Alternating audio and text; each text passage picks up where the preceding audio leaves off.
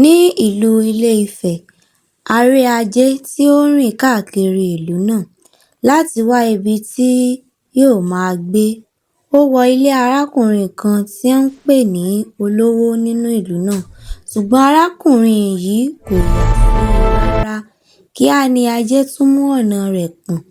Ó dé ilé arábìnrin kan tí orúkọ rẹ̀ ń jẹ́ Ìwà, eléyìí tí kò ní dúkìá kankan, ṣùgbọ́n Ìwà fi ayọ̀ gba ajé ní àlejò. Ajé sì fẹ́ ajé sí i lára. Ó wá sọ báyìí wípé ọ̀pọ̀ ènìyàn kò yà sí òun, ṣùgbọ́n òun máa ń gbé lọ́dọ̀ àwọn tí ó fi ayọ̀ gba òun. Báyìí ni ìwà ọmọlúàbí ṣe gbé Ìwà ní ọjọ́ náà tí ajé sì ń bá a gbé.